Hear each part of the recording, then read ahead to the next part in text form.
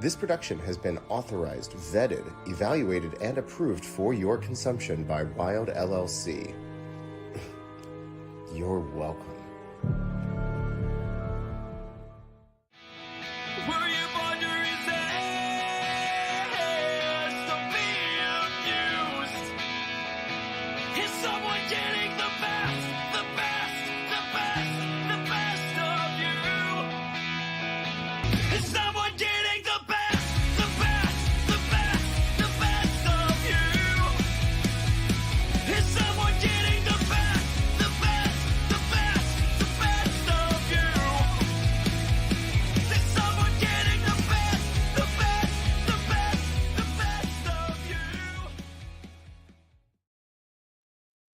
Whoa! What's going on? What's happening? Hey, that's look at that, man. All right. Magic. Welcome back to another brand new episode of the Opinion City Podcast. Right. I'm your host, King Ralph. That's Parma Sean, and we are back to finish up LVAC month in the only way we know how, with a bang, with the best. It's going to be an amazing show. We are super excited. Super excited. Not only that, but do we have one of the most unique, I would say. Unique, yes, creative and unique top fives we've ever had on the show. So make sure you stick around for our main event for that top five. We are super excited. But before we get into today's guest, as always, we have a few things to remind you of. Three easy and free ways that you can support the show. Number one, give us that thumbs up. Get that thumbs up. The big let us know that you like what we're doing, because we like what we're doing, because we like to do that for you. Yes. So hit that like button. Number two, hit that subscribe button. Smash that subscribe button. Just retire, become a commentator, come back to wrestling, and then smash that button. Just do it all. And lastly, hit that share button. Let everybody know that strangers, friends, coworkers, people that you think are the best, tell them that are very good at what they do. That's right. Tell the very good people. All right. So if you'd like to support us even further, guys, we have merch. Got all the merch. Got that beautiful Wild LLC Opinion City Let Us In logo. Merch. We've got fanny packs. We got the whole 9 yards. Don't sleep on the fanny packs. Nope. Fanny packs are making a comeback. Absolutely. Yes. It's the year of the fanny pack. All right. Follow us at Opinion City Pod on the socials to see everything that we're doing. Follow at Wild_LLC to see everything that the evil corporate overlords are doing. Yes. And finally, and most importantly, follow and support the guests. Yes, that is the most important reason that we're here. You're going to see links running across the bottom of the screen. So please follow our guests, buy their merch, do whatever you can, go out and see them wherever you can. It is super important. Mm-hmm. And with that, let's talk about today's guest, because we have to go all the way back to August of 2023 to episode 14. Before you even got to see our beautiful faces, you heard our dulcet tones. Audio only. Right. This was our third guest, and 63 episodes later, here we are, and it's time once again to talk to the best. Sean, tell us who we got. I mean, he said it on Twitter in response to our post that we're just gonna learn about a normal dude. But for those who know, this dude is beyond normal. He, as we've said, he is the best. It's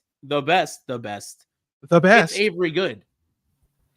Pro wrestler, pro commentator, pro father, pro family guy. Yeah. We got a dog. I'm a pro dog owner. Nice. I'm good at that too. Look at like the list. My dog and I, she goes running with me sometimes, and she doesn't even need a leash. She just sometimes she'll get caught up smelling something, so she'll slow me down a little bit. But she's such a good dog. So we're lucky about this one. But yeah, she's just a good girl. She's the best. She's the best girl. She's sitting right here getting petted right now. That's awesome. We got her for the kids, but she follows me wherever I go. There you go. She knows who Dad is. There you go. That's right. Even though that's how my wife's dog is. Follows me around the house, and she'd be up here with me if she wasn't too old to climb the stairs. Right. Yeah, she's about 4.5 now. We got her. There you go. She's a COVID pup. It was actually Easter Day. I had to go pick her up. The shelter was like, "Hey, if you want her, come get her." So we had to have this whole plan because we had to get up and do the egg stuff for the kids, and then I couldn't tell them I was going to get the dog because it was a surprise. And my daughter's birthday was actually the next day. we got her on Easter, even though it was a birthday present. And it was like COVID, so we couldn't have like a party or anything. So right, finally, like, this kid's been asking for a dog. She was 8 then, right. And so it was like, all right, we'll finally get the dog. And we figured we'd be home, right? We had 6 to 7 months for sure. Right. Just being home to train the dog. So then, so we got up Easter, we did the eggs, and then I think I made up a lie that I had to go pick up my mom somewhere. It's like, I had to go get Nanny. Okay. Right. And then like they transported the dogs from Georgia up, and they told us, they're like, hey, normally non-COVID times we would clean them, but like when they bring a bunch of them up in a van, they all just kind of pee on each great. other.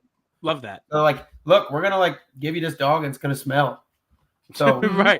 I put this little puppy on my lap and she smelled terrible, but I had a towel. I was kind of prepared. And then when I got like 10 minutes from home, I called my wife, who was just like, hey, take the kids for a walk or something. I got to clean it. They're gonna want to touch the dog. I got to clean it. Right. Yeah. Knock them out of the house, and then they came home and it was a puppy, and she's just the best dog ever. So I can't imagine life without a dog. This is like, I had a dog when I was a kid, but never. This is my first one as a grown up, and I think we'll have one forever. But we're now dog people. We're very good dog people. Hell yeah! Awesome. Hell yeah! All right, so here we are, and we are celebrating LVAC month, celebrating all things LVAC. Yes. So we have to get to it right away. Let's start right at the beginning. Got the dog. Oh, hey, look! Hey, doggy! There you are. Oh, you got... There you go. Wow. She's famous now. Yeah, Nice. she's big for 4.5, huh? Yep. Yeah. All right, so let's get into it. Tell us how your association with the LVAC, how you got involved with them. Oh man, I guess it starts like way back in like my early Chikara days, where Ultra Mantis hooked me up with his good buddy Chris Reject. Right, say, hey, you need some T-shirts printed. Always very proud of Chris Reject, because kind of like an indie wrestler, you seen him come up from literally a shed in his mom's yard. Like right. Those T-shirts he printed with the shed in the yard. And it's funny, where I live now, that's probably like 10 minutes down the road, not even that far. Yeah. I drive there to pick up the T-shirts out of the shed. Sure. And then he got the first spot and then the second spot. Now he owns a big spot. So you just watch him grow and flourish. He's growing, man. He's growing fast. And he's done like bunch of jobs for me. Like, you know, obviously it's no secret that I'm a teacher. So when like anybody at my school needs T-shirts for something, we're always call Chris, and he does a great job, you know, taking care of us. I even had a friend from work who is a cheer coach, and she was like in a bind. They had somebody kind of just failed to get a job done for them. She's like, can I have your guys' number? And she needed it in like 3 or 4 days. And Chris, being the man he is, got that done. But yeah, so awesome. Chris, and I don't even know if I knew Chris at this time. I think I did. So I think I was already, I knew Chris, but me and my cousin of mine were like a tag team on some lower level Lehigh Valley shows, you know, the Hayes brothers back in the day. And Chris and his friends used to come to LVW shows. And those shows were so much fun because they were $5. So they used to pack out the Merchant Square Mall, I think. Oh, yeah. And, so they was a great place. Amount of people there, 150, 200 people. And so it was a lot of fun, especially then we're younger. So, you know, we'll wrestle in front of anybody, but having a packed room was always nice. And I always remember there was just like a group of dudes that were about 25, 26 and just, you know, loved us and made all kind of noise. And it was great to wrestle in front of crowds making noise. Turns out that was Chris too. So just knowing Chris for years. And then I feel like when they decided to have the show, I don't think we just were such good friends at that point. And it's kind of what they promote too. It's, you know, just friends wanting to hang out and put on wrestling shows. Yeah. So I feel like as soon as they were having it, it was like, you know, they had to have me on the show. And like, I don't think it was a conversation. It was just natural. Like, hey, you know, we love Avery as Dasher at the time. We love Dasher. Dasher comes in. Dasher's all about fun and having a good time and just wrestling. And I also like that place too, because the bowling alley locker room and the cheap beer. So when I'm done wrestling, I have a couple cheap beers with my buddies. To me, that's a good night. So that's why I think I'll be a part of LVAC for as long as they exist, whether it's commentary or my once a year appearance at the Steel Stacks. Or I was going to mention, not only did you return last year, but you also returned again this year for another just fantastic show, top to bottom.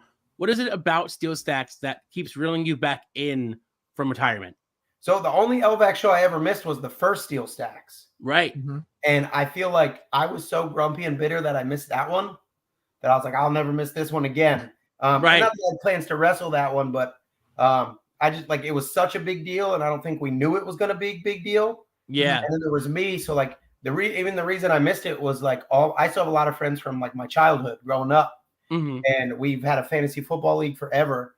And it's a kind of a silly reason to miss it. But at that point I had just quit wrestling. So I was like, hey, for 17 years, like I had kind of been a pain in the butt to everybody in my life outside of wrestling, as far as attending fantasy football drafts or birthdays or this, that, like wrestling always trumped everything. Right. So I was just like, hey, like I'm not gonna go to wrestling. I'm gonna, put friends and family now over wrestling, because that's the point of life I'm in. Right. And the first time I ever had to do that happened to be the fantasy football draft. It was at my own house. And then that show was that day. And then I'm sitting there and we're drafting and I'm having a good time and I'm with all my friends, but I keep checking Twitter and I'm like, holy crap. Right. Holy crap. Right. This show was so amazing and so special. It blew up. It blew up. And even like the parts you guys didn't see, like other wrestling friends of mine that I haven't seen for years, that we might be in, not the years, maybe months or years, whatever, but we might be in group chats and things together. They're all like, yo, where you at? I'm at the show. Yo. And like, people I weren't expecting just showed up that day. Right. Like, it was just the greatest show ever, and I missed it. So I think, one, I'll never miss it again for that reason. I ate my heart out so bad the first time. And two, it's just nice to have that one day to still go wrestle. I still bump around training every once in a while here or there. I'm not a head trainer or anything like that, but every once in a while I'll pop up into training just to run around the ring because it's fun. Right. So then, like I wrestled last year, and last year it was like a big 8-man spectacle kind of thing. Yep. And in those matches, you don't really get to do a whole lot. So I kind of felt like I wanted to do more. Right. So this year I was like, hey, can I get a singles or a tag match, please? Like I was kind of being a pain in the butt. Right. Like, hey, can I get more? Like I want to actually get in and wrestle. So they gave me that this year because those guys are the best. They're awesome. Other than that, just like LVAC's my vibe, man. Like it's just show up, have a good time, like mess up a spot. Who cares? You got this goofy idea and you want to have fun with it. Like that's encouraged. Yeah. Like, I love everything about it. You have the goofiest and, in my opinion, the greatest idea with your entrance. And this year, watching Lucky at first root you on and then go, is he done? Like, and then he turns around, he goes, Are you done? And he goes, all right. And then he hops up on the rope and just watches you as you pose. No patience, Lucky. No patience. No. He was over it before it even started. He was like, all right, are we done here? So speaking of this year, talk a little bit about the match you had this year, because you had such amazing chemistry with Lucky 13, and then you had family involved in the match. It was fun from beginning to end. So talk a little bit about that. I guess I'll start with tagging with Lucky. I don't know if you've ever. So I got to wrestle Lucky down at H2O. The only time I ever wrestled for H2O. I love Tremont. I love Jeff Cannon. I love so many, but I am not a death match. Yeah. Right. And like not my thing at all. No. Gotcha. Right. So I'm driving down to H2O and I'm wrestling Lucky in a singles match. And the write-up we got for the match said, we want you guys to wrestle. And then about halfway through the match, we want you to not wrestle and decide you want to be a tag team. Oh, okay. As far as like, right now, keep in mind, I wrestled for Quack for years and years and years. So I had a lot of interesting write-ups of, hey, this is what I want you to figure out. Right. But like this one was the one where I was like, I got no idea what how do we make that happen? Luckily for Lucky and I, we had like a 2-hour car ride down. And the story we came up with to make that happen, and then what happened in the ring was all absolutely amazing. Like it was so good. So like Lucky and I, if you've never seen this match, you got to go find it. And Lucky and I have this amazing match that I can't even tell you how it ends. I don't want to spoil it. You got to go watch it. Okay. And we become a team that never ever had a match until 2 to 3 years later. Right. That's a reason. That's great. Because like the first thing they pitched was like this cage death thing. I'm like, I can't do it. Not me, bro. Like I love you guys. I love that you love that, but that is not for me. You're like, not for me, guys. Sorry. I'm glad Lucky and I had our moment. But yeah, I've known Lucky since high school, since we were about 14, 15 years old. We've never really had a chance to be a big team. We've been in a couple matches here or there. Especially like my younger days, like Lucky, Orange Cassidy, Big Dan, like those guys all kind of took me under their wing when I started, because they had all started before me. And like they let me travel around with them. So I don't know, Lucky and I've just known each other the majority of our lives. So like like it. I don't really even consider that wrestling chemistry. It's just two guys in the ring having fun. Like we don't know when we'll get this opportunity again. So like in my mind, don't take it serious as far as like this has to be the best thing ever, but take it serious in the sense of like, let's just have a good time. And I think and that's kind of the LVAC vibe. Like when you're in the ring having a good time, it radiates through a crowd. The crowd's there to have without a doubt. The one thing that always gets me about the Steel Stacks crowd is every time loud, obnoxious Jack mentions anything about the vegan food, and it just riles the crowd up every time. I love. It's hilarious. I love it. Thinking with this year's Steel Stacks, other than your match, what were some of your favorite moments of the night? I think anytime Orange Cassidy shows up. Oh, that was such a great surprise. Absolutely. One of my favorite moments that probably definitely nobody else saw unless you happen to be outside was right after intermission. I went down to kind of see my wife and kids, and a couple of kids from my football team that I coach were there and their families. And I just wanted to go say thank you to everybody. And I caught them all leaving. It was getting late, so they were leaving after intermission. And my nephew, who is a diehard wrestling fan now, I love it. So my sister-in-law has two boys. Awesome. Right. And my sister-in-law is very much the type that like shuns her nose at wrestling. Like, oh, that's fake wrestling on TV. Yeah. But her two sons absolutely love it now. So she's been brought into this world of watching Monday Night Raw every week. And the boys got their mats out and they wrestle nonstop. And I got outside and my nephew had 2 cans of squirt. He then proceeded at 10:30 on a chilly night to stone cold together and dump all over himself. And I'm looking at my sister-in-law who's like, you got to be kidding me. And that's awesome. Like, he's got his squirts. All there. That was my favorite moment of the night. And that's amazing. That's definitely worthy. Definitely a worthy moment. My favorite is where we were sitting front row, but where we were sitting, there was a bunch of kids next to us. And so when Club Soda came out, they were yelling, begging Simon for soda. Throw us a can. And he was like, and finally he was like, here's one. Share it with your friends. Probably talking about the same kids. Probably talking about the same kids. They had a concert. Yep. Those are my peoples. So. Yeah. The whole night next to us, they were like, give us the soda. Give us the soda. Something I always like to do, and it's something I teach too, when you go into a match, right? You always think about the combinations of people in the ring, and you're like, okay, what I call them gifts. Like, what special gifts do we have when we have this combination of people that we could never have, right? Like, what elements do we bring character-wise and personality-wise that we can combine together in a way that nobody else could ever do what we're going to do right now? And when we're thinking about the story of that match, right, it's like you think about like everybody's characters and personality, and then Effie called the spot with Lucky where he gets down on his knees and Lucky's not interested. Yeah, I'm like, wait a minute. Though. Then, like, then we flipped it, and the hard part of that was convincing my wife to have attention on her is difficult, especially if you watch like our life ofs. She wanted no parts of. So there, I'm like, Megan, I have this idea. You're not gonna like it, but I need you to do it. You're not gonna like it, but having our daughter there, who's right around that age, we're like, what does she know? What does she not know? So I convinced Megan to do it. By the time I got back to the locker room, she had already texted me and said, this is a bad idea. I'm not doing it. Okay. And I'm like, no, the ball's rolling. And she's like, and she's like, what will our daughter think? And I'm like, honestly, at this point in life, I don't think she knows. Right. I said in about 3 or 4 years, she's going to go, you guys, I know what you were talking about now. Right. I don't think, she's not there yet, but that's a good thing. But yeah, so like convincing my wife, and I'm not doing this. And my mom was there too. She's like, I'll have your mom do it. I'm like, it's not the same. It's not the same.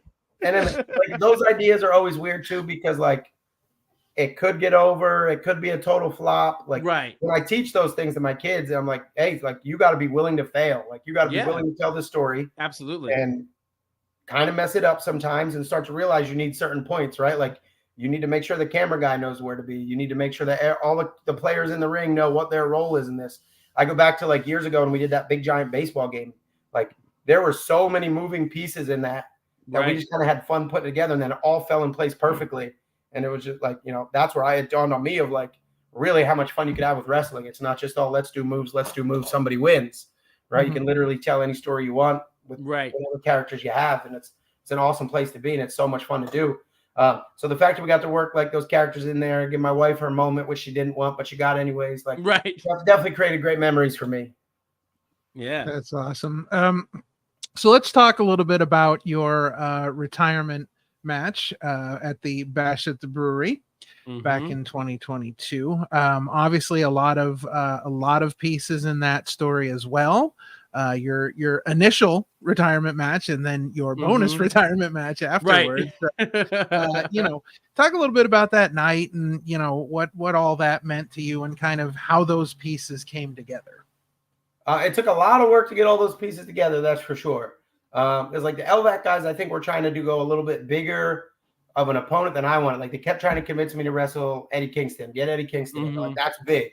But I'm like, that's not like I love Eddie, but I've wrestled Eddie a bunch. And like, for me to go out, like, I want to go out wrestling like a friend of mine. I always like wrestling my friends. Right. We hit each other a little bit harder. It's just there's and not that Eddie and I are friends, but we were never close like Mark and I are. Right. Right. So like Mark was the guy I had in mind. And I do know Mark does certain things that like rubs some LVAC guys the wrong way. So I knew like that, like, especially then with COVID, Mark was a super like, I'm not getting vaccinated. I'm not right. Don't tell me what to do. So for me to work all those pieces and for me to be like, Mark, just, can you please do whatever they ask you to do for me? And then I'm saying the same thing to Chris on you. I'm like, Chris, can you please just ignore that Mark's stupid sometimes? Right. Sorry, I love him, but I do love him, and that's my dude. And like, luckily, like, I think respect for me, like, everybody kind of worked and did what they needed to do to make the match happen. And so then it was like, again, it was just like, okay, here's my story. Like, what story do I tell? My ultimate goal was like those last 10 matches, I'd been a babyface for so long. I didn't want to ever be a babyface during that run. Right. Like, it was so hard. Like, guys kept trying to like Jigsaw. I wrestled Jigsaw down in North Carolina, and he gives the most beautiful speech after our match. And I sat there and I took it all in, and it was awesome. And then he tried to hug me, and I kicked him in the stomach and DDT'd him. He thought I was going to hug him, but I said, no, I'm not. There's no hug. Like, I'm not nice anymore. Yeah, not nice anymore. And so with that show, that my challenge, like, and this is kind of where Abby came into play, was like, I'm like, okay, this place is going to be packed. It's going to be sold out.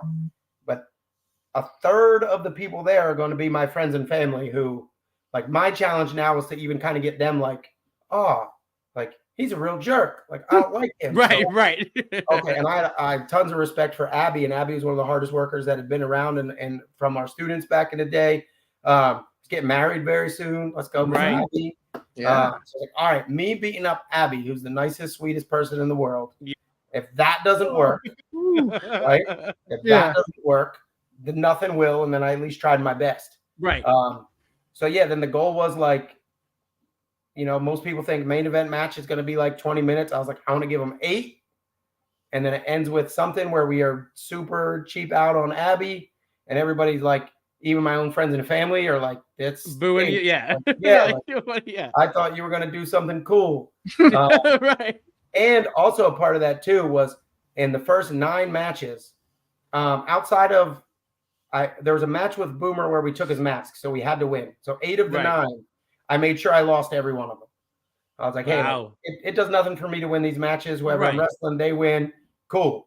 But like, then I wanted anybody who followed that to see like, all right, then he's going to put Abby over, and that's his nod to Abby, and then he's out. So then I made sure to not do that. Right. And beat Abby, and then like start the shoes, take the shoes off, and then Mark comes out, and then, you know, that was my big story. And along the way, again, like in the sense of being willing to fail, like so many people were like, I don't like it. I don't like it. I don't like it. I don't like it. And I'm like, I don't care. I don't care. I don't care. It's mine. I get to tell my story. Then like having the match with Mark and it going so well without him having wrestled for like a year or 2. Right. And I always felt like Mark and I kind of like, I wrestled his last match WrestleMania weekend. It's the ladder match. But I was the only one who knew it was his last match. It was amazing. Such an amazing match. I was there. Praises to that match. He to this day he still thinks that's the best ladder match he's ever seen. Best ladder match I've ever seen. You guys did stuff in that match that I've never seen before. It was incredible from start to finish. Just amazing. And my only fear in life is climbing ladders. I don't like it. Oh, there you go. It petrifies me. We did a superplex off the big high ladder, and I was just like, don't like. I'm not afraid of heights, just ladders, especially in a shaky ring. I'm like, just keep moving, just keep moving. Right. But yeah, no, I felt like that match was that important to us. Like again, knowing that was probably again, to me in that moment. He was telling me, he's like, hey, I'm taking a couple years off. My body hurts. I need time. Blah blah blah. Right. I was the only one who knew. And it ended up being his last match until he came back to wrestle me. But for everybody to kind of know, at least not on Mark's end, but on my end, like this is it. Like we got to have that moment, and that was cool. And then when we exploded the ring somehow, I was like, all right, I guess this is it was meant to be really cool and special today. And then obviously all like the cheesy, like just me being me, like my kids in the ring, like that stuff's all amazing. Like just those are cool moments that only wrestling can give me, and they did. And it was awesome. Hopefully it's something my kids remember forever. That's the tale of that day in my mind. And I appreciate all the people who stood in the rain. I know you had to stand in the rain for a long time to get in. Yeah. I was like, hey, thank you for getting drenched. And also back to my wife who doesn't like attention. Big thank you to whoever kept buying her drinks, because she gave me the biggest kiss at one point. There you go. And she would have never done that sober. So there you go. Whoever was Megan up for that kiss, I'll take it. Yeah. Thanks to whoever got that drink. Yeah. Well, so no disrespect to anybody that brought up the Eddie Kingston idea, or no disrespect to Eddie Kingston, but anybody that knows your career, that minute when Mark walked out, like that was just, I mean, it, we saw the match with Abby, we saw everything that had been going on, but when when he came out, that was just it. It was like you couldn't have had a more perfect moment. It's so good because you got, I mean, you got everybody right in the feels when he walked out. Right, it was brilliant. My story worked, and like, and in that moment, like I was trying to tell a story for everybody to enjoy, but selfishly, I'm like, this is my last match, and whether you like it or you don't like it, like this is the guy I want to wrestle on my way out, and so like selfishly, I had to do it, but then my hope was I could selfishly do it, but then everybody enjoy it and appreciate it. And like when Mark goes out, like, you know what I mean? Like there was unsettled business there. Have you followed Mark and I's career? Like, Dasher turning evil and stole Mark's belt and then beat Mark in the ladder match. Like, there were moments there. Other side note of that match was supposed to end with us just staying down. Oh, yeah. That was the part where a couple people were just like, people are going to hate it. But I'm like, I think it's really cool. Right. Like, it might be anticlimactic. But it was just like that's both of us just kind of like, dear wrestling, we gave you all we have to give you. We can't get up. Like, that's it. But then once I was standing there and the crowd was like, I could tell they wanted some kind of resolution. And then I saw the big hump in the ring thing. I was like, okay, I'm going to DDT him on the big hump thing. We're going to right. So we did. So that was like an on the fly moment too, right there. But yeah, no, that's it. Like best way to go out. And so many people, like, I don't get like so many people when, especially when I come back into the 2 LVAC shows, they're like the way you went out was perfect. And I'm like, I still went out that way. This is not. Yeah. This isn't that. This is like, and they were talking about it a little bit on commentary. Diamond Joe was talking about it a little bit with Ian Riccaboni, because somewhere they had heard me say it's like a pickup game of basketball, which I do describe it that way to people. Right.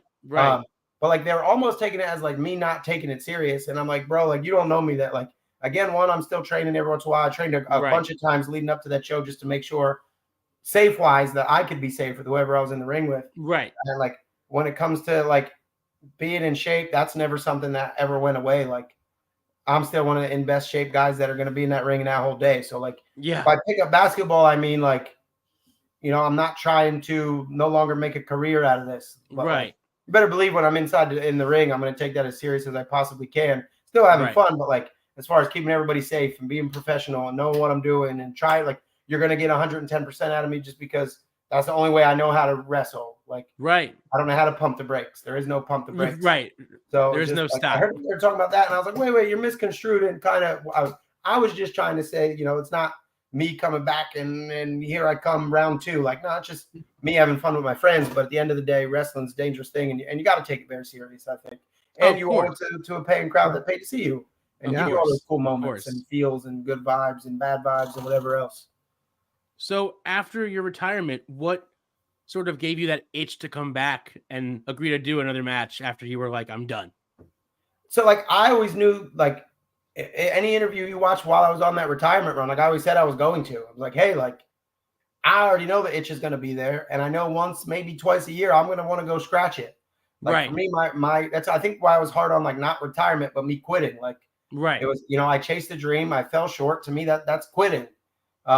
And I was at a point in life, I was like 37-ish. It was more so my daughter just turned 9, or was going to turn 9 right around when I was done. And I'd done the math on like, she's going to be 10 next. And now she's 11 and 18 is going to be right around the corner. And so I was like, hey, like at that age, at 37, 38, I'm like, I don't think I'm going to get a job doing this now. Like, I don't think that's the end goal for me. And I'm okay with that. Like, I'm very happy where I am. Like, I kind of always worried about actually getting a job. And like, I had AEW call a couple of times. I had WWE call a couple of times. And like, I always worried about actually getting the job and then struggling with not being home. Right. Like, not being home. Like I'm content with not making it in wrestling. Like, I gave wrestling all I had. And really getting into wrestling, that wasn't my goal. And not until I was probably about 30 where I was like, you know what? Like, I do want to go try to do that. My goal was to, like, being a big ECW guy, hence the top 5 coming later on. Like, I wanted to find that. Like, I wanted to find that super special thing in wrestling. And I feel like Chikara at its hottest was that. Like, we were traveling the world. People knew who we were. We were changing the face of wrestling for a long time. Like, we made wrestling fun and silly again. And I loved that. And I still think we did so many special things there that I was so happy to be a part of that. As far as like my number one goal in wrestling, I feel like I checked that box. I think I rambled off onto what was the initial question? Because I definitely went off track. You're fine. I think you answered. But it did give me a thought. Were you around during the secret season? Yeah, I was there for that. I was with most fans. I thought it was really dumb and stupid, but and it might be like part of where I've learned to like take those chances, or like some of Quack's ideas were the dumbest things ever and they didn't work. And then other of them were the dumbest ideas ever and they worked great. Like, you don't know until you try. So like, that's maybe one thing I learned from him, where it's like, when you got an outside of the box idea and not something nobody's ever done, like it could fall flat on its face. And I do think Secret Season kind of did that, but it is what it is. It was interesting for 2 reasons. One, I mean, you had that moment where right before the Secret Season was announced, Ultramanus came out at the end of the show and he had the title and everybody was like, whoa, what is like that? That was a big moment. And then I think to be able to pull off that Secret Season without anybody knowing about it was also, a pretty amazing thing to be able to do in the world of the internet and social media, and just be able to pull that off. I think Mantis getting the title is what had people so grumpy about the Secret Season. Like, just because, like, to me, Mantis was like the Chikara god, if you will. Like, he was a bad guy. He was your favorite bad guy. When he turned babyface, he was the best babyface. Like, he is a spectacle all in himself, and he still is. So I think that was such a moment that like people wanted to be there for. They're like, look, I don't care how good the wrestling might be or what stories you tell. Like, you robbed me of being in the front row when Ultraman just got the grand championship, and I don't care. Like, that kind of was my perspective. Again, like, for that to work though, like, and for it to still be a Chikara season, like, cool things had to happen. So unfortunately, it was that one. And I was like, I don't know if I'd have put that one there. Like, can you imagine that in like a sold out ECW arena? Like, people would have went nuts. Oh, absolutely. So how did you kind of how did the commentary all come about, and like the transition into kind of really becoming a voice of the LVAC? It's like it started. I started doing commentary at Chikara because remember they would and just kind of about anybody in there. And I remember going up to Quack and just saying, especially when I was like just becoming Dasher, I was like, hey, like, I would like this avenue to kind of expand my character a little bit more. And it's something I think I would be good at. And like one of the first big weekends he ever let me do it, it was myself and Drew Cordero. Oh, wow. Doing a tag gauntlet for King of Trios. And I remember we got like the most complimentary email from Mike afterwards. Just like he compared us to Gorilla Monsoon and Bobby Heenan. And And I was just like, wait, I think I'm good at this. And whether he was blowing smoke or not, like, I don't know. That email I got. And so right away, and I remember like even the wrestlers in the back who watched it, like, dude, like your commentary was great. So it just gave me the confidence. So there, I always would try to get on as much as I could. And then if I was at other shows, like randomly, I was like, hey, if you need a guy, like I'll jump on here or there, especially when I noticed it was like they let people kind of just jump in and it was a rotating cast. Right. And then with LVAC, it's the same. Like, it's just commentary is something I enjoy doing. So I was like, hey, like being friends with those guys. Hey, you can mind if I jump on over there? And then it's kind of just become Joe and I's thing. You know, Rick Abani, when he's in town, we always give him a chair because he's one of the best to do it. So obviously you're always going to give up your chair for that guy. Steel Stacks, I had to give up my chair for Orange Cassidy. I guess I had to do that too. Yeah, right. Listen, when Orange Cassidy comes along, you should be like, all right, I'll get up. You can have a seat. Yeah, that's what it was. Like, I didn't even say much. I was like, oh, Orange Cassidy's here. I'm out. That's it. Yeah. Peace out. Yeah, like it's something that like I wish I could have hit the ground. Like when I stopped wrestling, I wish I could have like pursued it 110% like I always did wrestling. Right. But like I always had to keep in the back of my mind, like if you're gonna do that, then just wrestle again. Like right. Like the goal of wrestling was to be home. So I kind of just kept like LVAC. I was doing a local thing called Fight Pro, which is like a sports-based wrestling. That Ernie Osiris runs out of Philly. I think that comes back up. I think maybe about March he's picking back up again. But that's like for being a sports guy, that's like a very sports. Everybody's super athletic. You earn points for different things.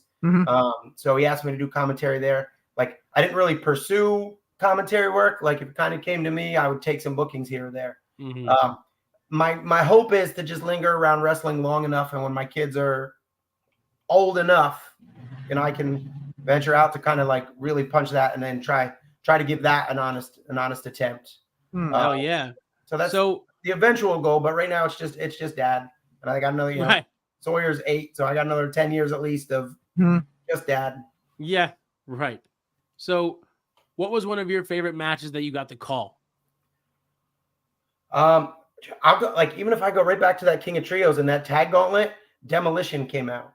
Oh, right. One of my favorite theme songs ever was the Demolition theme song. Yep. And that was the one, like, fans would bring that up to me all the time. They're like, when you started breaking out all the lyrics of the Demolition song, like, that was such a dream come true. Opposite of that, matches I didn't get to call was King of Trios. I'm bad. Oh, it was 2016 because Sawyer was born. So I was with, it was me. It was Mustache Mountain guys. Oh yeah. Me, Trent Seven, Tyler Bate. Yep. And Sawyer was due the next week, like a week after. My wife goes to the doctor Friday morning, which is day 1 of Trios. And the doctor's like, hey, you're going to have this baby today. Okay. And she's like, no, I feel fine. And he's like, you're like a little dilated. And like, you're going to call me in a couple hours having this baby. So I'm like, dude, it's King of Trio. Right. I'm having a baby, it's King of Trio, but like the baby's not coming, but the doctor said it's coming. And so I go in, I go right up to Quack. I'm like, hey, just so you know, like if I run out of this building, like I'm having a baby. Like so I kind of prepped him. Good thing for me was Trios was in Palmer. We delivered both our kids in Easton Hospital. It's 5 minutes down the road. So location-wise, it could have been like it was perfect, right? Yeah. At the Shrin Center, I was actually closer to the hospital than our house was at the time. Wow. Oh, wow. Okay, there you go. That's where like even my wife made it okay that I went because I'm like, hey, like we have a lot of family around. Somebody will drive you there. I will be there opening the door. Like whatever I got going on. Right. Like while I was wrestling, my phone was in I think Jake Hammermeyer's hands. That's my dude. And like he had the phone to be like, in case, you know, I needed to be alerted to bring it home and go have a baby. So that was Friday. For some reason, we win Friday. For some reason. Right? Now I have to wrestle Saturday. Like we understand, like I might be having a baby tonight. But we win Friday, and I stuck around till after intermission because I told him, I'm like, hey, it's King of Trios. I'm gonna make a bunch of money selling some stuff. Let me stick around that long. Obviously, call me if I need to leave. So I stuck around for after intermission. No baby. Saturday morning, fan conclave, same thing. Stick around after intermission, wrestle. We lose Saturday. So to the commentary, and being big ECW guy on Sunday, I was supposed to call some matches and I think tag gauntlet with Joey Styles. It was like that little window when Joey Styles was there. Mm-hmm. That was so cool. That was a huge deal to me. And just with like my wife being so cool about me going Friday, Saturday, I was like, Mike, I can't come Sunday. Like, and it broke my heart. So like, that was the best match that I would have called, because I would have got to do it with Joey Styles, and little bugger didn't even come till Tuesday, and she had to be induced. So it was all for nothing anyways. I should have won. But missed opportunity. Two things about that King of Trios. Number one, I was standing outside in line, and this guy behind me says to me, he's like, yeah, because you're talking to people in line, and he's like, hey, I'm here to see Dasher. He's like, I'm a friend of his. We've known each other since we were little. And he's like, so we're hanging out in line. And then this woman comes over and says something to him. And he's like, oh, that was Dasher's mom. I'm like, oh, that's cool. But I gotta say, like I'm an old school Dasher fan, but I gotta say that shirt that you guys did, which was Dasher, Mustache Mountain, and Burt Reynolds on Mount Rushmore, that I think was the most amazing shirt I've ever seen. It was just it's a tie between that one or the Big Trouble in Little Chikara one I did. That's a good one too. That one was great. That was good too. The Mustache Mountain one, funny story. Obviously, like the fellows from England don't have the Burt Reynolds love that I have. Right. So like, I remember they pitched me some other idea that was just kind of like a sports font. And then each of us would have our own names on the back. And I'm like, guys, I got a way better idea than that. I'm sorry. And like, I had to talk them into it. Like, it was one of those things where I'm like, look, can you just trust me? Like, I promise however many we print, we're going to sell all of them. Yeah. And we're good. And we did. I still have one in the closet you see behind me. There's one in there right now. Nice. Yeah, I got one downstairs. All right. And again, that's just the beauty of wrestling. You come up with these weird ideas. And listen, sometimes you just got to throw some at the wall and see if it sticks. And the beauty of LVAC, like I would give them weird ideas and they would always come out so much better than I thought. Like whoever they had do the Big Trouble in Little Chikara one, like there's like little Easter eggs of like Chikara symbols and colonies, and there's a little Ultra Mantis somewhere. And it's just like, I didn't ask for it. I just said, hey, like put my face right here on. Right. What's his name? Ask for all of this. Yeah. What's his first name? Jack Burton's face. Put my face on Jack Burton's face. Right. And it was good. And it was just so awesome. Again, love for the LVAC folks. I always said that a lot. I was like, hey, I'm good at wrestling and I'm very good at commentary. I said, but I'm great at t-shirt ideas. Right. Yeah. That should be my calling card right there. Avery Good Pro T-shirt creator. Pro T-shirt creator.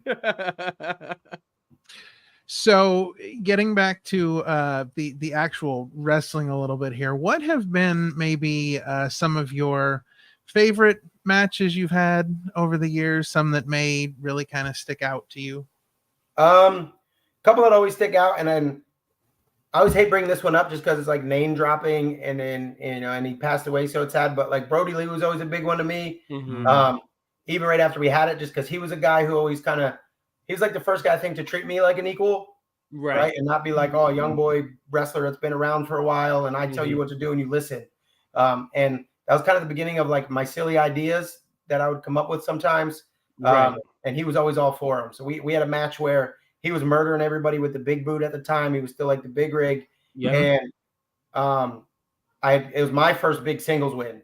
And so I'd come up with this idea where like he goes to boot me in the corner and I ducked and he hung up. He got like crotched on the ropes. Right. And while he was up there, I pulled his boot off. And then something, he hits me with the big boot, but it was, barefooted. So it gives me the ability to kick out because that was his big finish. Finish at the time. So I kick out at 2 7/8, and then he gets mad and puts the boot on. He tries the second time, and I'm under it and finish, and it's over. So like to me, that one was always like one, just because who he became and who he was and what he represented. It was always special.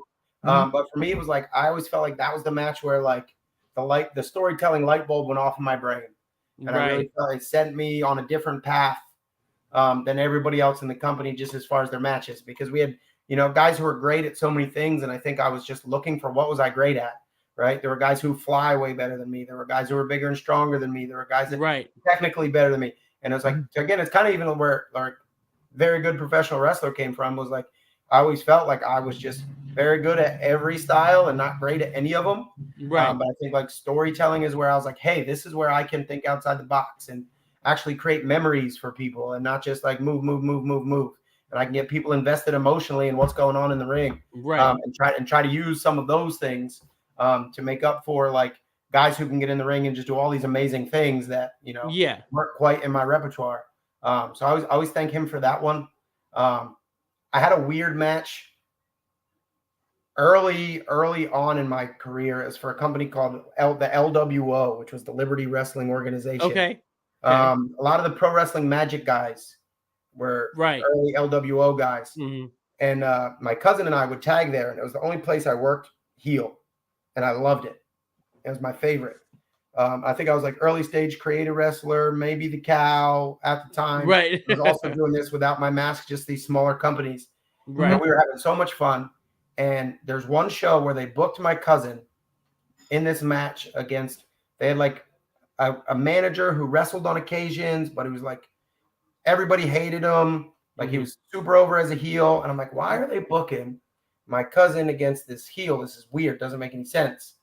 My cousin gets in and just totally like squashes him. And boom, boom, big move, big move. And the fans, like I could already tell the fans kind of liked us a little bit, but I was trying to fight that. Right. And when he beat this guy, they went nuts for it. And I'm like, oh, okay. They're trying to turn us babyface without officially letting us know we're turning babyface. And so then the next month, they booked me against the manager guy. Mm-hmm. And I was like, okay. So I go up to the booker and I was just like, hey, like, is there anything specific you want from this match? And he's like, nah, just go do your thing.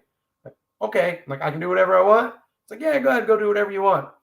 I went in and just slapped on every most boring rest hold you've ever seen in your life. Chin locks, head locks, wrist locks. And I would it was so boring. And like, I can embrace the awkwardness and love it. Right. It was dreadful. Like the story was amazing. Yeah. The story was, I'm way better than him. Why do I need to exert myself? Right. You know what I mean? Why do I got to make these people cheer that I don't like and I don't want them cheering? And so like we go through this match and then finally I was like, hey, I had him in some kind of, I'm like, fight up, hit the ropes. And I threw out like the beefcake style sleeper hold with like the arm out when he's running and slapped it on. And my favorite part of the match, and this is how I knew it, two reasons I knew it worked. One, when his arm fell the third time, before ringing for the bell, the referee leaned in and he goes, is that really the finish? Ring the damn bell! Is that really the finish? Is that really the finish? And that's amazing. That's awesome. And then there was a guy, an older man, he came up to me at merch at intermission, and he's just like, I got a question for you. And I'm like, okay. And he goes, you could have really kicked the shit out of that guy. Why didn't you? And I'm just like, sir, I'm pretty sure I did. Like, right. He barely hit me. Like, I was in control the whole match, and then I made him tap. Like, I'm pretty sure I did. And he goes, nah, but you know what I mean. You could have really. I'm like, right. So like a match like that teaches you, like, you are kind of in control of the story, and you do get to dictate what goes on, and you're in control of the room, and that's something the guys been wrestling for a long time don't quite still understand. But I learned that day. Right. Now you mentioned those two always stick out to me, and then obviously the match with Mark and the match with Boomer where I lost my mask was mega special to me. Right. Just because like turning that page and having a lot of people doubt my ability to do so. Because I was like, I think generally I'm a nice guy, so they didn't think that I had that in me. Like I needed to make sure that chapter of my career got off on a great note. And I'm in there with a guy who's like 10 months in, and we're wrestling main event, the Logan Square Auditorium. Like that was a big deal, and we crushed it. And I took a lot of pride in like Boomer held his own, but he did, he did what he needed to do. He was a young guy. He listened. He was everywhere he needed to be. He wasn't, I might have been nervous, but it didn't come through. I gained a lot of respect for him that day, but like that was a big one for me of like, hey, like I needed to start this on a great note, and I think we did. Right. Absolutely. Now you mentioned earlier that there really is nothing left for you wrestling goal wise, but is there any wrestlers that you may have wanted to face that you didn't get a chance to? Marcus Mathers is a guy that comes to my mind, and we always say like, he's so good. He's so good. Yeah. Like when I announced my 10, he reached out personally. It was like, hey, can I have one? And like at the time, like I barely knew him, and like I could see he was a young kid and he was working hard and whatever. And so like it just didn't really work out. Not that I was opposed to it, but they got filled up, and it was, it was what it was. But then it was like 6 months later, he reached out and he was just like, hey, just so you know, like I was really serious and I still would really like to have that match. And so like him reaching back out made me feel special a little bit in the sense of like when like a lot of people hit me up when I announced the 10. Like, I don't know if it's because you do really want to wrestle me or you just want to, you want to be one of the 10 to say you were one of the 10 or whatever. Right. Like, and when he reached back out 6 months later, I was like, dude, like now I feel terrible. Like I should have gave this kid one of those matches. Mm-hmm. So like every time I'm with him, we always talk about somehow making that happen. Mm-hmm. Maybe it will one day. I'll keep bugging the LVAC guys, but next year, like, Marcus will be signed by then. But I mean, the kid's awesome. He's so good. I got to special guest referee a match between him and Alec Price at Beyond like a year ago. Oh, wow. Nice. When I was doing like the director of the championship committee stuff. Yep. And dude, like these two kids for 25 minutes moved so fast. Yeah. Like, dude, both of them. I got to stand there just amazed. They're just like pop, pop, pop, pop, pop, not missing a beat. Pop, pop, pop. Right. It was awesome. It was so good. And I, obviously better than a front row seat for it. I got to be in the middle of the ring, but. Yeah. So probably Marcus. I'd like to wrestle Marcus. That's the one guy. Very cool. So you mentioned earlier, talking about the secret season and talking about how fans really weren't into that, and something that just kind of popped in my head, something that the Chikara fandom maybe wasn't necessarily into as much either. What are your thoughts on the Challenge of the Immortals season? Because that's very divisive among fans. Yeah. So like my thoughts on that were Quack should have let me book it. Right? Oh. Quack doesn't like sports. Not into sports. He doesn't understand sports. And he's like, hey, I'm going to tell this whole season that's based off points in sports. Right. Like I got very excited for it when he pitched the idea because I'm like, this is so sports. There's going to be a draft. And there's going to be points. And like little things that I think could have made a big difference is just like put a scoreboard on the website that everybody can just like, because like I know like growing up I was a huge baseball fan and I watch baseball now, but I'm not like I'll still check the standings. Like as much as I don't watch baseball a lot, I'll still are the Yankees in first place? Where are they at? Like little things like that. Or even like when we had the live draft, there were things that were happening and I'm like, this isn't sports. Like if this were sports, the first 3 picks would be like Eddie Kingston, Fire Ant, Brody Lee, like, and it was like random like people picking their friend, like maybe Ultramantis picked Ovarian or Kodama early, and I'm like, I love those guys, but like if this is a draft, right? The best 5 guys go first. It don't matter what team or who's picking. You're not gonna pick, your friend or whatever because you're a tag team. Like, no, you're gonna pick the very best wrestlers. Hollow Wicked, you know what I mean? Like, yes. And that could have made strange teams that would have been even more fascinating to people. Like watching, I'm like, most of these are still this. There's a couple random, but like it needed to be like lethal lottery mixed up almost. Yeah, absolutely. So honestly, like I'll chalk it up again. Like you got to have these outside of the box ideas, and you got to have the guts to try it. Like I think in that sense, had he came to a couple of us, like me, Jigsaw's a big sports guy too. Right. Like some of these guys who live sports daily and we're like, hey, like, can you direct this part of this? I think it would have helped a lot. Outside of that, it was just like there definitely was a point where like it was like the flood and everybody hated the flood and like I felt like every match was a brawl. Yeah. I remember we had a match somewhere in the South. Louisiana, I don't know, somewhere. I remember it was like a 8-man that got great reviews. And everybody loved it. And it was like somewhere in that season where I just went, before we even started calling it, I was like, I don't care what happens, but we're not brawling in this match. Like, I know we're supposed to hate each other, but this is going to be like a normal Chikara 8-man. Like, there's going to be some pairings. There's going to be some silly, like, we're not doing it. Like, I'm just so sick of we're just brawling now because we hate each other. Right. And it's kind of repetitive, I guess. That was one of my other faults about it. But more so, I think if Quack actually liked sports, that might have worked a little better. Gotcha. Yeah, I was always a fan. I enjoyed the idea of the team aspect of it, and but again, like you said, the presentation of it could have been much better. Yeah, just easier to follow, and just find a way to differentiate matches other than like we all hate each other so much we're gonna brawl now. Like, Yeah. Right. All right. Well, with that, that's going to take us to our final question, which our final question tonight is presented by Ultimo Breakfast. All right.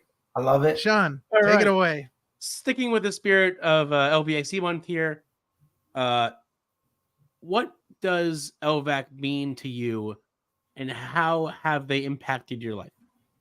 One, it just means fun and friends, I guess, would be first and foremost. Like, that's what it's all about. Like, not one person's there who's not just planning on having a good time. And throwing some great wrestling on top of it. But that's like comes with the guys you book. Like, they're not booking guys who can't go in the ring and hang and put on a great show for the fans and kind of get what LVAC's all about. What was the second part of the question? What does it mean? How has working with them impacted your life as a wrestler? It gave me a home after having a home, right? Like, we all kind of lost our home there abruptly. And it gave me a new place to go to and feel like this is my place. These are my people. Like, sometimes when you're taking random bookings, you get there and you don't know many people. So you find the two guys you kind of know. You maybe go meet some of the young kids, whatever, but you always kind of feel a little out of place. But yeah, like, it gave me a home in wrestling. And like I said at the beginning, like, my goal in wrestling was to find a home, like to find a place where I can help build something with what I consider a family. And so, like, LVAC was kind of like an unofficial one of those that I don't think meant to do that or still to be running and still doing all this cool special stuff. But like, we all enjoy it so much it can't go away. Right. All right. Well, phenomenal interview, getting to talk to you a little bit about the LVAC. But now we are going to switch gears here because it is time. It is time for our main event top 5 list. And tonight, our main event top 5 list is presented by Moscow the Communist Bovine. Oh boy. I'm sorry. I have to say this. If there was anything in wrestling that I think is possibly the greatest gimmick of all time, and I don't know if I like Ultimo Breakfast or Moscow better because they're both just so genius. Didn't you have a picture on socials recently of you wearing the Ultimo Breakfast belt with like the eggs and bacon hanging off of it? I did. Yeah. And sitting here, my wife and I might have had a couple drinks, and I have like a couple bags just filled with all kind of random gear. Right. And every piece of gear has got a story behind it, or like you forget things. You're like, oh my God, I remember I wore this and I did this and it had these people involved. And so I definitely put that on. I think of all my gear ever, that belt was definitely the most popular piece of it. People always talked about and raved about and loved. I can't. Daisy Hayes made that, and like I didn't even ask. Oh, nice! Like I got to make you one of those Spartan belts, and I'm like, okay, so it was amazing. Nailed it. Yeah, I can't choose between the two. They're just they're so amazing. All right, let's get to the top 5. Let's do it. We are doing so unique. I'm so excited for us. Top 5 ECW wrestlers that never got to that next level. That should have been. Like, some of them might have been there, but it didn't work out. Right. Like, somebody asked me that on Twitter when I posted about it. They're like, what exactly do you mean by like player at the next? I mean, like, if I turn on Monday Night Raw or Nitro, like, I would expect to see them, right? Not that they have to be The Rock or the champion, but like, like the Dudley Boys, regular part of the show, right? Right. Like, I'd even rule out like a guy like Little Guido, like when he was there, he was regular guy. You've seen him on TV every week. Like, to me, like, he went there and he succeed. He lasted a while. Like, I would rule guys like that out. Gotcha. But that's kind of what I mean. Like, guys that when they were in ECW might have been major players. Like, my dad would take me to ECW to Ag Hall all the time. So, like, like, there were so many guys there that went on to do great things, but then there were so many other guys there that were just awesome and just as much as part of the show as Taz was or Tommy Dreamer was or Rob Van Dam was. But you know what I mean? Like, they, for one reason or another, they just never exploded nationally, maybe. All right. We're excited. Yeah, me too. When I came up with it, I was like, oh, wait, like, that's good. Yeah. All right. This is going to be a fun conversation. All right. So what do you, let's start off your list. What do you got for us? All right. Number 5. So I did, as soon as I came up with this idea, I texted my cousin that I used to wrestle with because we had DCW together and we argue over anything. So I was like, all right. I sent him, I asked him the question. Then I sent him the 5 I came up with, like, in 3 seconds of thinking about it. Right. And then like him and I argued our way through the list. So he's going to argue with me on this one. So my number 5 is a tag team.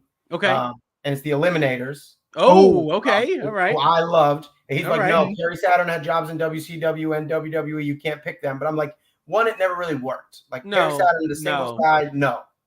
Like had Perry Saturn and John Cronus gone there together, right, and somebody would, could keep them out of trouble, I feel like they'd have been just as big as the Dudley Boys. Like Total Elimination, still to this day, I think is the coolest tag team move ever.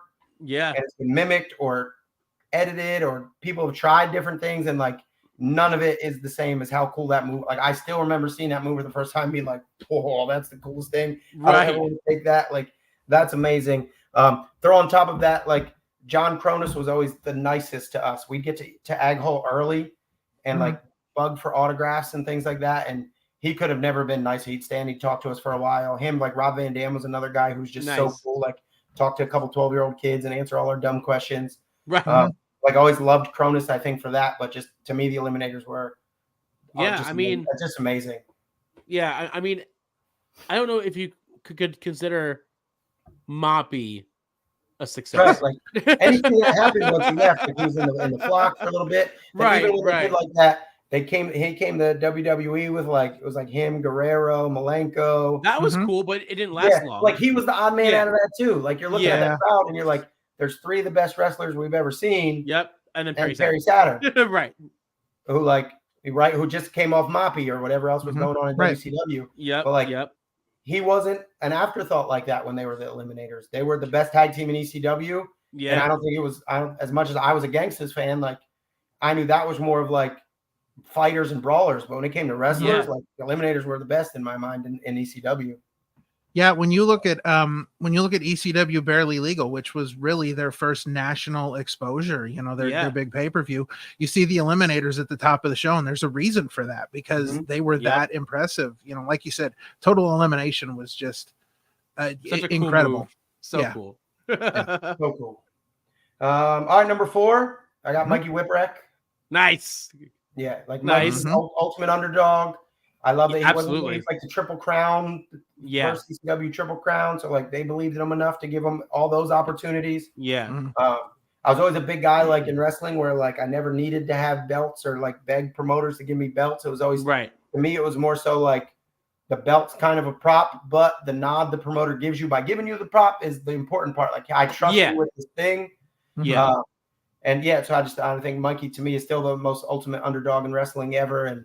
And the fight and the heart, and I don't know, just a dude I met a couple times and was always the world's nicest guy. But yeah, like I just think he's a guy from ECW doesn't get talked about enough. And like, at least in my version of ECW from like 1995 on, like he was such a major player in it. Like, and as a little kid, never understood why, but you still believed in him. You're like, wait a minute, like why is he in there with all these big bad tough dudes who are so like he's just a dude, but then like you believed in him. Like it's almost like a little bit of fire ant in Mikey Whipwreck, right? Like always down, always down, always down, always down, but always fighting, always fighting, always fighting, always fighting. So Mikey Whipwreck is my number 4. Very good. So far, so good. Number 3 was my favorite ECW wrestler ever, and I got an LVAC moment that matches. But number 3 to me is New Jack. Nice. Oh, okay. Yeah. I was the biggest Gangstas fan. I got like 3 Gangstas t-shirts still, all autographed by New Jack, because he was another guy who would take time and just talk to us. Yeah. Cool New Jack story. We brought a shirt for him one time before the show. It was like those, they're kind of popular now. Again, like the printed shirts with a bunch of pictures on them. He would wear all the time, like a Tupac one or a Biggie one. I was at a Yankee game and I bought a Mike Tyson, Evander Holyfield bite in the ear one. Oh, nice. Okay. And I bought it for New Jack, and we brought it to the show and we gave it to him, and then he wore it. He wrestled in it, cut it up New Jack style. And when he got in the ring, his first spot was like, dude would run at him, throw a clothesline, he'd duck and bite their ear. Next dude would run, duck, bite their ear. And we're like, oh, like I always felt like it was the first spot I ever called in wrestling. But just again, like huge part of ECW. I think he was a guy that like I don't think it was a surprise he never really made it on the higher levels, just because he seems like outside of it, I never met him as a wrestler. I only ever met him as a fan, but everything you hear just seems like such a wild card that like being told what to do every second of every day was never going to work for him. Right. And like, yeah, like I don't think it's So like I said, surprised anybody. He never worked out on a higher level, but when it came to like ECW, you didn't have ECW without New Jack. He was the kind of guy that could never have made it mainstream, and it's such a shame because when you look at him, you see how he connects to the fans and how he connects to the audience, and like everything about him was exactly what they were looking for, except some of those other things. And it's like it's such a shame because it's such a, you feel like it's a missed opportunity there, because he had all the tools to be that. New Jack promos are up there with Dusty Rhodes promos, if you ask me. Roddy Piper promo. New Jack promos are like from the heart and like smart and well thought out and intelligent, and they strike on all the right chords. I remember buying what was the guy's name? There's a guy, George something, who would randomly come to Chikara shows sometimes and have tapes he would sell, and they were amazing. Japanese tapes, all types of wrestling tapes. I forget his last name. But I bought the Gangsta's Best of the Smoky Mountain days. Oh, okay. And bless you. Thank you. And there was that interview with Cornette when he's talking about bringing the Gangstas in, and he says something. He's like, people were mad at me, right? And he's like, because I brought a couple black fellas down here to wrestle in Smoky Mountain. He goes, I didn't make these fans hate black people. Right. I just gave them some black people to hate. Like, that's Wrestling 101. Right. And then you watch the promos that New Jack's cutting with like a young D'Lo Brown standing there. Right. Or just they're riveting. And this is before like, so I get like, I'm seeing this after the New Jack I loved in ECW, but it's all before that, right? This is like his first big break, I guess. I don't know. Yeah. And I'm just watching these promos, and his balls are this big, and he's saying what he wants to say in front of a whole room full of people who don't want to hear what he has to say. And I'm like, I just fell in love with him more when I was watching these promos. So yeah, New Jack, I don't know, just always that dude to me. Again, like never made it on that next level, and kind of a shame that they couldn't find a way to work that out. But I just love New Jack. I think that's why I relate to Eddie Kingston so much in a lot of ways, because when he debuted in AEW, those were his promos. All of them felt raw, real, legit. Like he was not playing around. Like there was no script. He was just saying what he was feeling all the time. And you felt the emotion of the promo because each one, like New Jack, felt so raw and so real. It's real emotion you're getting. It's not just this emotion on practice. Right. Like, it's you're getting the pure raw emotion of New Jack 100%. All right. We're on to number two. Number two. So this one was a good one because it wasn't even on my 5, and my cousin argued, not argued, because as soon as he brought up the name, I was like, yeah. Right. And weird now because he does have a job at WWE, but Steve Corino's too. Okay. Right. Like, and I think I didn't pop Steve Corino into my brain because I kind of lump him into that like end TNN version. Yeah. ECW, even though I know he was there before that. But that's like kind of where I started checking out, where I was like, I don't know, it's not quite what it was when it was straight underground, like secret that nobody knew about but me and a couple people. And but years later, I got a chance to train with Steve Corino for about a year or two. That's cool. We became good friends. We're both big sports guys, although he's a Phillies fan. And I'm like super jealous of his life right now just because he's, trainer down at the Performance Center. And I love Disney World, and he's at Disney World with his kid all the time. I'm like, dude, I want that life. Can I get a job with you and just go to Disney World? Right. Right. Man, that's got to be a great life. But on like just Steve Corino was just such a dude, and he came in and he's just such a legit wrestler, and he knows so much about the business.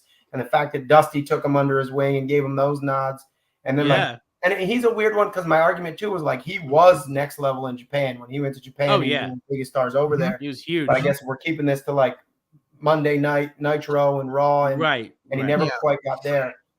So again, if you're counting huge in Japan, yes, Steve was that. But if we're talking America only, then Steve's number 2 on my list. And I think Steve's a legend. He's great dude in and out of the ring, but just great wrestler too. I still every once in a while get bored and throw in like some old Steve Corino matches. Nice, yeah, hell yeah. Number 1. Okay, number one. Here it comes. All right, number 1 to me it's got to be Sabu. Like he was, to me, Sabu was a good one.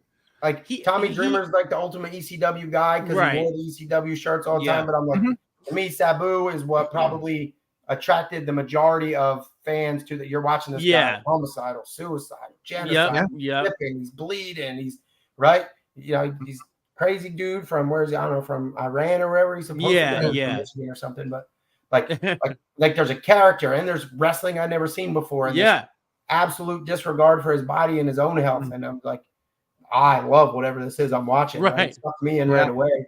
Then you got Bill Alfonso blowing whistles, and then Rob Van Dam's there, and you don't understand how these two get along. Like, why are these two guys a team? I don't know, but it's awesome and I love it. But yeah, just like you figure out of the top 3-4 main event guys at ECW, he's the one like Dreamer made it, Taz made it, and then it's Sabu. And like my cousin and I, when we were talking, like the Sandman came up, and I was like, but like the Sandman to me kind of had his like his run in WCW there. What the heck was his name? They changed his name and it was weird. I don't remember. Yeah, something crazy. Yeah, Hack. Was it Hack? Hack? Maybe. Which makes me think of the Shaw Hack Myers, right? Didn't make the list. Shaw Hack Myers didn't make the list. I think it was Hack. Yeah, it was Hack, and then they also called him Hardcore Hack. Hardcore Hack. Okay. Yeah. But like it never really took off. That was close enough of a chance that like I'm not putting him on the list. Although Sandman's when it comes to ECW, he's top 3-4 guy too. Sabu had some stints, but I don't think they were anything close to what ECW did for him. Yeah, no. ECW was a place by nature that you had people that were popular for reasons that would never get them mainstream attention or never get them a job in the mainstream. But that's almost kind of what made them so special. Yep. They're misfit toys. They're the misfit toys. Yeah. Some of them figured it out. Some of them figured it out how to be professional and how to be, move up to that next level and survive and get over with a crowd. But at the time too, like I think ECW was just so popular that they needed some of those guys to come and like become stars. Which is crazy because like back in the day, ECW didn't have like a spot to watch, and when it was on super late. So like it's crazy how the crowd did like form for them, even though there wasn't really much ways to watch it unless you watched it at 2 a.m. or you would have your friends. Mine was on 11 MSG channel, and my mom let me stay up Tuesday nights. I got to stay up from 11 to 12 and watch it.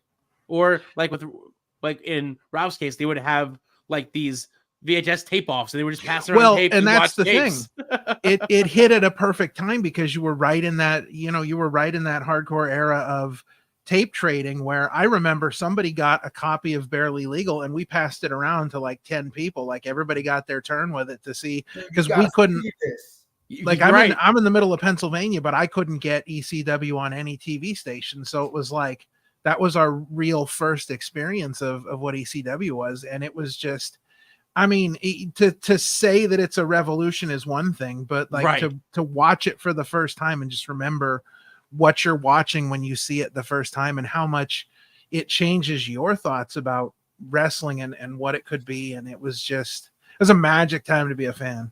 For me, it's like, I don't think I would ever become a professional wrestler without it. Like I love wrestling as long as I can remember. My cousin gets a lot of credit for that because he loved it more than I did. So like him and I would watch it and then we would wrestle, and that's just what we did from as long as I can remember. 3, 4, 5, 6 years. Like I don't remember life not doing that.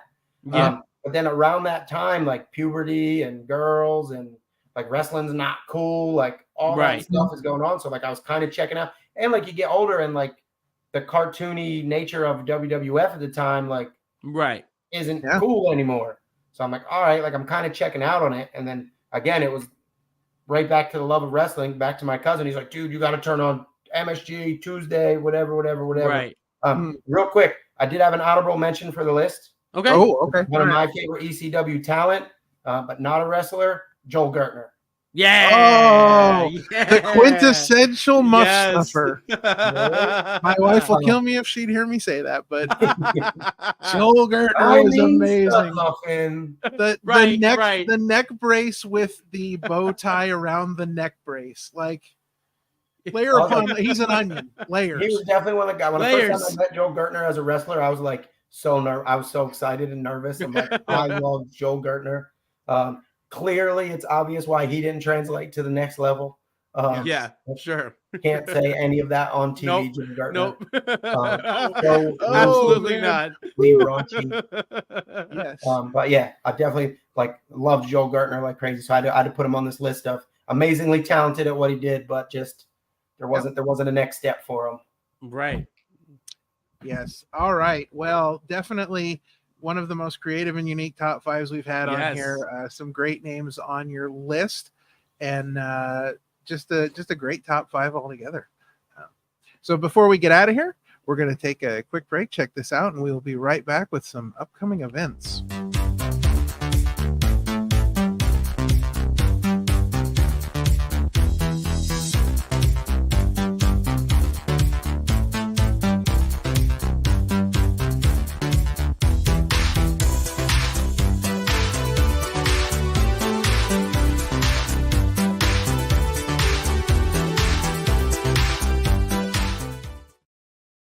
All right. So make sure you check out all that great content we've got on the YouTube channel, and be sure to be here this Sunday as we are starting Monster Factory Month. Year 2. Number 2, yes. So we're going to be talking to Nick Butty on Sunday, so be sure to check that out. So Avery, you got anything coming up you want to talk about? Any interesting things coming up for you? Anything fun? Basketball season. I just got basketball season. I was trying to take the winter off, and I just kind of got suckered into coaching the basketball team just so they can see. It's like intro level. So their problem was they were going to have 3 teams, but 32 or 33 kids. Wow. But only that puts 11, 12 kids on a team, but only 4 of them were allowed on the court at the time. So I'm like, that kind of stinks. You don't even play half the game. But they're like, well, if we have a 4th team, then we can do 8 on a team, and everybody plays half. Right. So I wouldn't say I got suckered into that, but I'm like, all right, for the kids. Football season now. It's for the children. Yeah, and I already coach. Baseball, football. I've always done. Right. And, I usually take the winter off and just be dad and watch. But now I'm coaching basketball, so that starts. I got a couple weeks till that starts. It doesn't start till after Thanksgiving. So that's about it. Other than that, just teaching and raising these kids. Gymnastics season starts soon for my daughter, and that's about it. I do. Oh, you know what? I do actually. I'm lying about one thing. Ian Riccaboni and I are running a half marathon. That's what I got going. Oh, okay, nice. So that's awesome. In 2.5 weeks. That's right awesome. Here, from Bethlehem, downtown Bethlehem, Music Fest area, down to the Free Bridge in Easton where it goes over into Peaburg. So that is exciting. So I've been running a lot to just kind of get ready for that. I can't get beat by Ian Riccaboni. No. That happened. Nope. I know he's working his butt off. So right. That is exciting. That's about it. Wrestling wise, just when LVAC ever runs, we got a December show. December 27th. I want to hang out. I want to hang out. And then Fight Pro, I think, starts filming again in March. So I'm signed up to do that. But other than that, if anything comes my way, I'll probably be interested and intrigued, and we'll see how much fun it looks like. But again, not actively searching for much. Just I have to have what I have and spending time at home.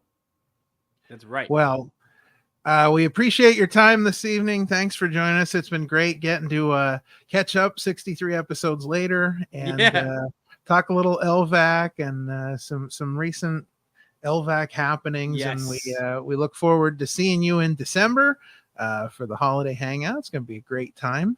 Ralph, I can compliment your shirt too. It's a great shirt. Oh, it's one of my favorites. Yeah, he's rocking that. I'm rocking the. You got it. Oh, look at that! Nice. Both great shirts. Awesome. Yeah. I should have worn a much cooler shirt. I have so many cool wrestling shirts. The Sixers just got beat by 10 points to the stinking Pistons. Hey, you know what they say, trust the process. No, I don't. Right. That didn't work. Listen, we've been trusting that process since 1776. It's not going to work. All right. Well, with that, we're going to wrap things up here. Remember to like, share, and subscribe. It's been all those things. Been great. Yeah, it's been great talking to you, Mr. Good. And we will hopefully catch up with you soon again. So for Avery Good, professional wrestler, Avery Good, professional commentator, Avery Good, basketball coach, Avery Good, half marathon runner. For Parma, I'm King Ralph, and that is going to do it for this episode of Opinion City. We will see you next time. On behalf of Wild LLC, this has been the Opinion City Podcast. It has been your pleasure. Happy trails to you till we meet again.